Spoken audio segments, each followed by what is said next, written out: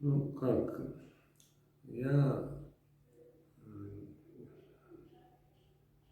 попал служить в войсковую часть 64-514, 19 мотострелковой дивизии, танковый полк.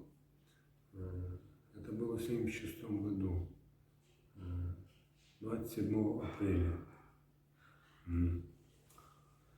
И служил там как сверхсрочный 2 года. Потом отслужил, потом уволился, и потом после отслужил 2 года, я приехал домой, служил я в Владикавказе, 19 мотострелковой дивизии. И потом после службы я работал здесь в совхоз 40 лет октября механиком 3-го отделения.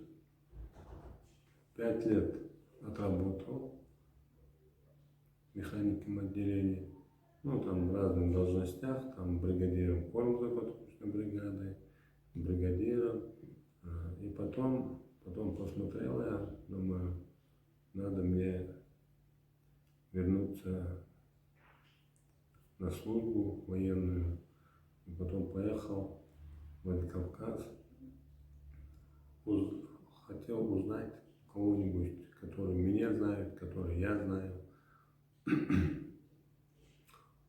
чтобы найти человека, чтобы устроиться обратно.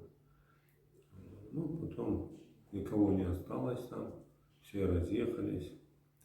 Ну, так они заочно мне... Ну тогда Орджоникидзе, город Орджоникидзе был. Да, Орджоникидзе, да, был. И заочно кто-то там рассказывали и обо мне, там, о других, там, друг другу. Мои друзья, которые они знали, там осталось, они передавали вот так. И мне сразу мы подошли к командиру батальона, вот так. Батальон был материальное обеспечение 19-й мотострелковой дивизии. И он сразу говорит: напиши рапорт, и сразу. Мы тут же написали рапорт и отдал на имя командира дивизии. И он сказал, в течение там недели заскочь, я узнаю, подписал или нет. И потом, я думаю, подпишет, вакансии есть, мы тебя знаем хорошо. И вот так я опять устроился служить в этом батальоне инструктором по вождению. В то время отправляли В Афганистан. Да, в то время отправляли в Афганистан, и мы их готовили, дополнительную подготовку в горных местах, водителей. И я инструктором устроился там на КамАЗе, и мы их готовили. И я был инструктором по вождению по горным дорогам. И вот так я отслужил там до окончания этого подготовки. Потом я перешел на другой должность, командир роты по техническому обслуживанию техники.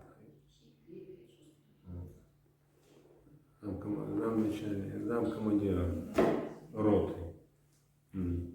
И потом я на этой должности в последнее время, вот, к этому времени подал 92 год, и параллельно я как раз хотел уволиться с Министерства обороны Советского Союза, и мы, как уволенный запас офицеры и прапорщики, мы там параллельно создавали организацию названия «Гвардия». И создали там по ремонту технику, подсобного хозяйства, там у нас было. ну, всякие подготовки там, по ремонту, по покраске, там, ну все там. Ну, был человек 20 нас, и мы и подсобное хозяйство дивизии, это тоже мы под себя забрали. Потом мы заключили договор с командиром дивизии, что мы будем представлять мясо и другой продукции, которую мы будем выращивать, картошку там разные. Вот так мы там служили, и при последнем вот этот конфликт 92 года, и потом в этой вопросе мы там тоже оказывали содействие, охрана, запустили этих беженцев, ну как беженцы, вынуждены уйти из дома, их там мародерство было там, и ну, что только не было. Даже передать я не могу сейчас, вот что там творилось. И мы сделали коридор. Возле этого части у меня была вот этот ремонтные мастерские.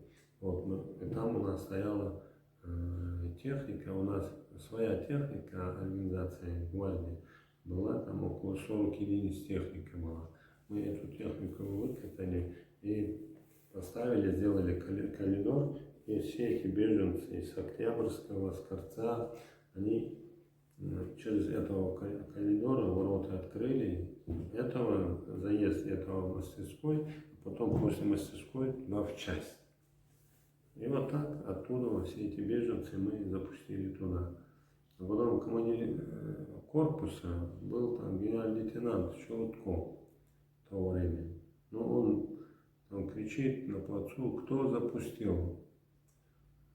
Потом все на меня пальцем показывают. Его сторону оттуда не зашли. И он меня позвали, я быстро подошел, и он на меня говорит, ты запустил? Я говорю, да. Ну смотри, говорит, если с оружием они сюда зайдут, ты головой отвечаешь мне. Смотри, не подведи меня и себя не подведи. Запустили все эти беженцы, и мы сами тоже помогали из Октябрьского, из Корца и других населенных пунктов. Командир батальона дал технику, самосвалы были у нас в батальоне. Вот эти железными кузовами они были. И вот мы с этими машинами вывозили тоже из населенного пункта, который не может, заболевшие, которые дома лежали. Вот эти все мы эвакуировали оттуда, из дома, из населенного пункта. И вот так мы все туда, вот, спутник, и определили их в помещениях, и в казарме, и там на стрельбище, там помещения были. Все эти помещения полностью, ну там было около 35 тысяч человек, примерно вот так, даже может быть больше, вот 35 тысяч человек мы запустили туда в часть. Поэтому и организовали им питание, охрана, все, мы это все совместно с военнослужащими, которые там были ребята, и там и остины, кабардинцы, некоторые люди, которые нам помогали с этими беженцами, которые мы работали, помогали. Вот так. И потом что мы сделали? Дальше у нас, ну, скот тоже. У меня был там крупнорогатого скота, 96 голов. Из них было 13 голов от части. И мы этот всю скот тоже зарезали.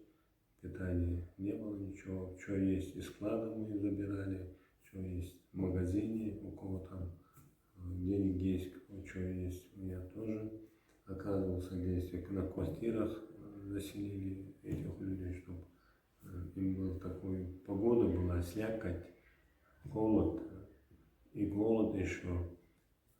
Эти кухни тоже военные, тоже выгоняли, тоже готовили кушать теплый такой, чтобы был первый, второй, чтобы был чай был, чтобы они чуть-чуть у них был дух. Вот так мы там, вот этот, почти 12 дней мы там побыли. Все это, что у нас есть, мы им давали, оказывали содействие. И еще потом приехали с эстонской стороны тоже забрать этих людей, беженцы, вот, которые из населенных пунктов, которые мы запустили. Они сказали, мы их туда перевезем, в сторону Ингушетии. И командир дивизии их не отдал,